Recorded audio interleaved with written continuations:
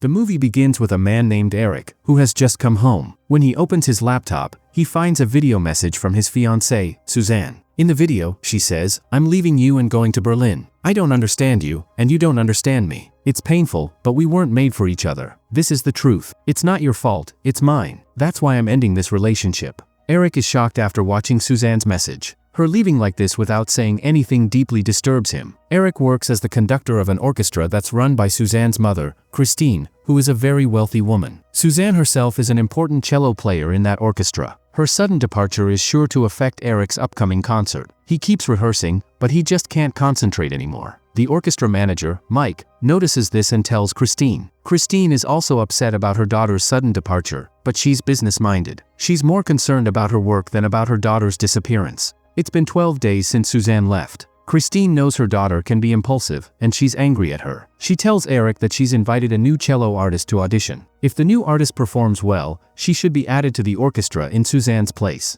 But Eric doesn't agree. He believes no one can replace Suzanne. Christine subtly warns her that their tour is starting soon, so before that, the cello section must be complete. When Eric arrives at the office, the new girl, Michelle, is already waiting for him. Both Suzanne and Michelle learned to play the cello at the same school, and in fact, they even had the same teacher. Michelle says that Suzanne called her 12 days ago and invited her to come for an audition. She has brought some samples of her work on a pen drive. Eric plays the files, and Michelle performs Schubert's Cradle Song, a sad tune that happens to be Eric's favorite. Eric asks her if she chose that tune to impress him and adds that it's a very simple piece. Michelle replies that there's sadness in the tune, and when she plays sad melodies, she actually feels more energetic. From Eric's expression, Michelle realizes he doesn't like her playing style. Feeling offended, she rudely tells him that if he wants, he can delete the tune and keep the pen drive. She doesn't want it back. Saying that, she walks out of the office. Eric notices her attitude, and somehow, it reminds him of Michelle. That night, he searches for Michelle on social media, and by the next evening, he shows up at her apartment. He apologizes to her and asks her to join the orchestra. Michelle seems happy to hear that. The next day, rehearsals begin. During practice, Christine asks Eric what he thinks about Michelle's cello playing. Eric tells her that Michelle is even better than Suzanne. The following day, after rehearsal, Michelle's car breaks down, so Eric offers her a ride home in his car. On the way, he takes her out for dinner. For the first time since Suzanne left, Eric feels truly happy again. They drink a lot together, and suddenly, it starts to rain. Michelle asks Eric what the fight between him and Suzanne was that made her leave him, but Eric doesn't want to talk about Suzanne. Michelle tells him that she's an orphan, and that's why relationships mean a lot to her. She says she gets really attached to people once she gets close to them. Both of them sit in the car, and Michelle says she feels like having another drink in this rain. So Eric takes her to his house, which was actually bought by Suzanne for them to live in after getting married. They both drink wine to their heart's content. While talking, they grow closer and eventually become intimate with each other. The next day, Christine calls Eric to meet her. She tells him that even dirty things can sell for more if they're packaged well. What she really means is that her daughter, Suzanne, chose a poor guy like Eric, which made his status go up.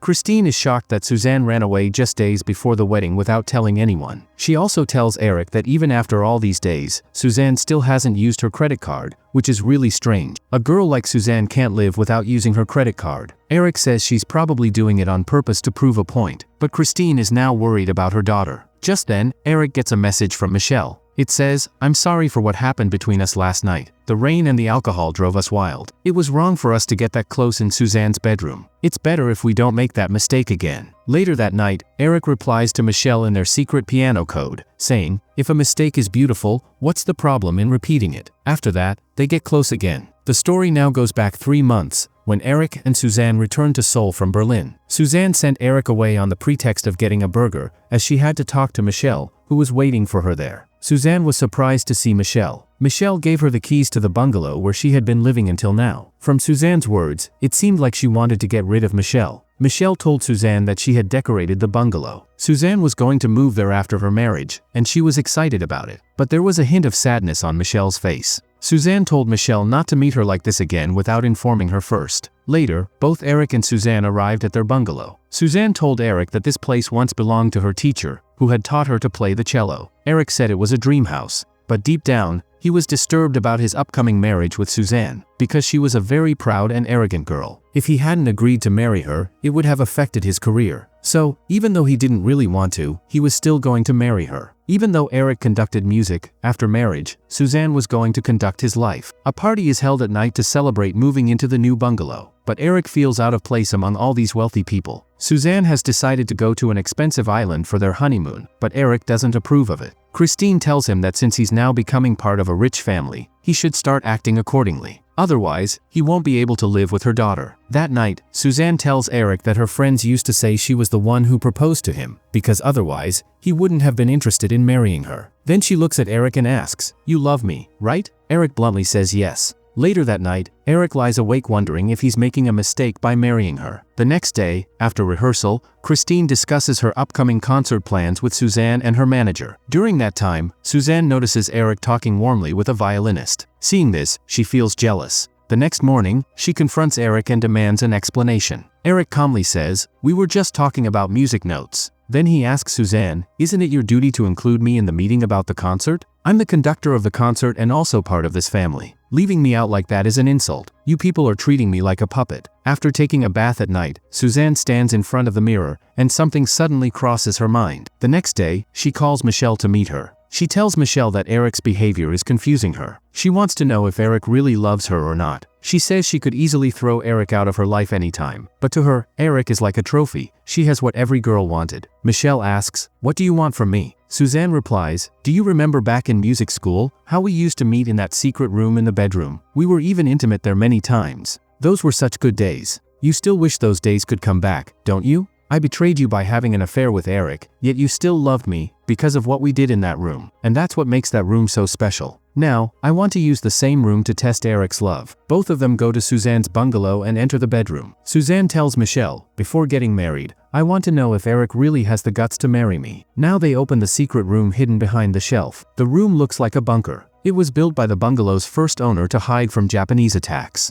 This is the same room where Suzanne and Michelle once satisfied their desires. Suzanne tells Michelle that she'll stay locked inside that room for 5 or 6 days and keep an eye on Eric from there. Whatever happens in the bedroom can be seen clearly through the mirrors installed between the secret room and the bedroom. Suzanne records her video message on the laptop. Then she hides in the secret room, taking some clothes and a few basic items with her. Before leaving, she makes sure to take the key from Michelle, so she can unlock the room from inside and come out whenever she wants. She locks herself inside the secret room, and Michelle leaves the bungalow. After going inside, Suzanne realizes that there's no mobile network in the room. A little later, Eric enters the bedroom and reads the message Suzanne left on the laptop. He's completely shocked after watching it. Seeing his reaction, Suzanne feels overjoyed. That night, Eric comes back into the bedroom again, and Suzanne secretly watches him. She's very happy to see him so frustrated. Now she tries to open the door of the secret room with the key Michelle gave her. But even after trying many times, the door won't open. Apparently, Michelle had given her the wrong key on purpose. Suzanne then tries to get Eric's attention by knocking on the mirror, but the room is soundproof, so it's no use. In the process, her hands get injured. Now it's Suzanne's turn to feel frustrated. The snacks she brought with her are finished too. Then she notices a few boxes lying there. Inside them, there are some old packs of noodles. She's starving, but there's nothing else to eat. So, helplessly, she wipes the fungus off those noodles and eats them raw. After 2 days, she's gotten used to it. One night, Suzanne sees Michelle in the bathroom. She thinks Michelle has come to get her out, but Michelle teases her and says, "Eric and I have had a lot to drink.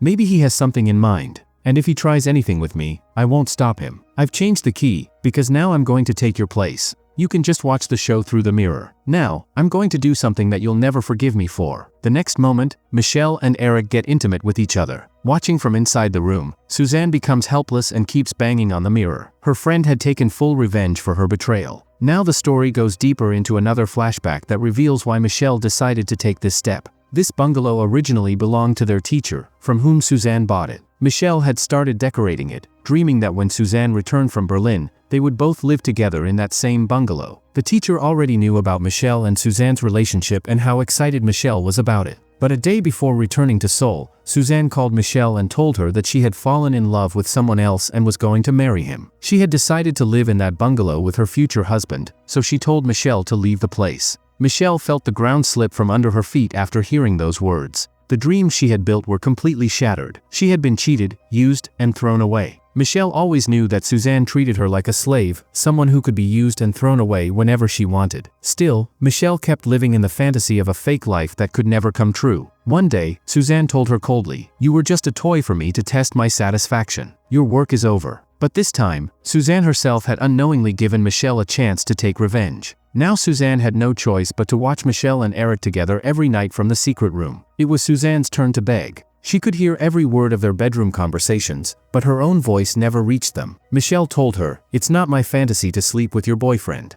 I love you, and I want you. So now, I'll make your fantasy my reality. You'll stay locked in that secret room forever." Hearing those words, Suzanne began hitting the water pipe inside the secret room, and the bathroom's water supply was suddenly cut off. In anger, she completely shut down the water flow. The next day, Eric called a plumber. The plumber said they'd need to install a new pipeline. Suzanne tried desperately to get their attention from inside, but no one heard her. That's when she realized, once the new pipeline was installed, she would be trapped forever inside those four walls. Christine has become really serious because her daughter has been missing for so many days. She has lodged a complaint with the police. The next day, the police searched the entire area around the bungalows. Meanwhile, inside the secret room, Suzanne has now gotten used to eating those stale noodles. On the other hand, Eric and Michelle are still seeing each other. One night, Michelle brings Eric to her apartment. She enters the password to unlock the door, and when Eric sees it, he's surprised. It's the same as Suzanne's birth date. After a couple of drinks, he asks Michelle why her door password is Suzanne's birthday, November 17th, or 1117. Hearing this, Michelle looks confused for a moment, then lies, saying that the previous owner of the apartment had set that password. "I didn't.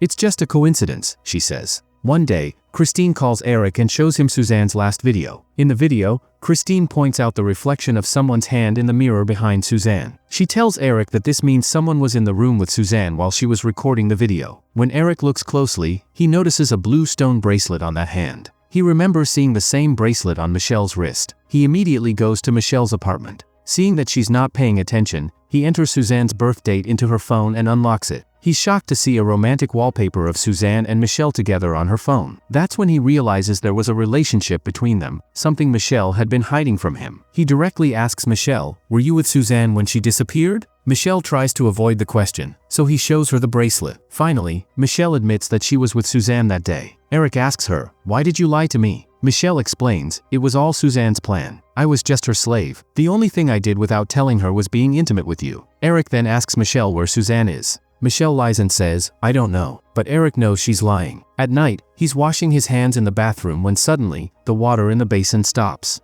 Actually, Suzanne has turned the knob inside the secret room to stop the water. She's trying to send Eric a signal by turning the water on and off. Eric quickly figures out her signal. To confirm, he asks her to turn the water on and off again. Suzanne does exactly that, turning it on and off the same way. Eric now realizes that Suzanne is somewhere nearby. He hears a faint vibration, like knocking, and realizes Suzanne is behind the mirror. For a moment, he's about to break the mirror, but he stops himself. He understands now that Suzanne used to watch him all the time from behind that mirror. That means she must have seen him in bed with Michelle. So, will Suzanne forget all that and forgive him when she comes out? Now Michelle finally tells Eric the whole truth, how Suzanne played with her emotions to get what she wanted, and then left her behind. Eric asks Michelle what her intentions are behind keeping Suzanne locked up for so long. Michelle replies, "I didn't imprison her. She went there herself. I just didn't take her out. I don't have any feelings for her. You also know what she's like." Eric says that if this keeps going, Suzanne will die of starvation in there, and that would be murder. Michelle answers, "Now we can't even free her, because if she comes out, she'll destroy both our lives, and you know that very well. Otherwise, you would have gone to the police long ago. Now you decide whether to free her or keep her there." Eric knows Suzanne isn't kind enough to forgive him once she comes out. His career will be ruined.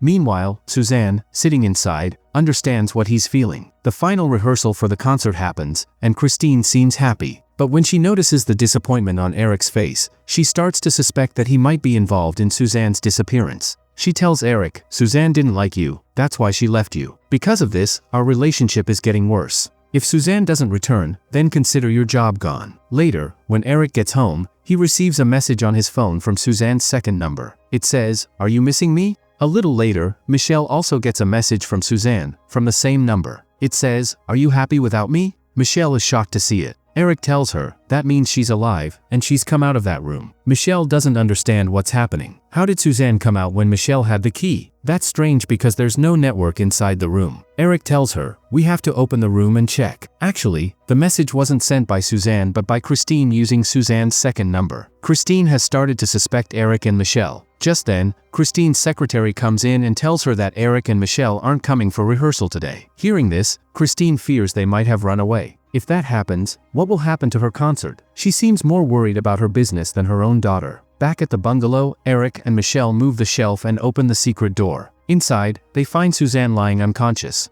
Michelle is confused. If Suzanne's here, then who sent them that message? Suddenly, Suzanne attacks Michelle. Michelle insists to Eric that Suzanne has gone mad and should stay locked up in the room. But Eric knocks Michelle unconscious against the wall and takes Suzanne out of there. Now, Michelle is trapped inside. Eric wants to go to the police, but Suzanne stops him. Standing in front of the mirror, she asks Michelle how she's feeling. Then she says, I have a different plan in mind for you. A few days later, Suzanne visits her teacher and quietly threatens her, warning that she'll kill her if she ever tells Eric about her relationship with Michelle. Suzanne doesn't want to lose either of them. She wants both Eric and Michelle to remain her slaves for life. Time passes, and Eric and Suzanne get married. They live together in the same bungalow. Eric has fully adopted the lifestyle of the rich by surrendering himself to Suzanne's control. One day, as Eric leaves the house, Suzanne packs some food into a bag and opens the door to a secret room. Inside, Michelle is waiting for her. The entire room looks different now. It's been turned into a romantic space, lit softly with pink lights.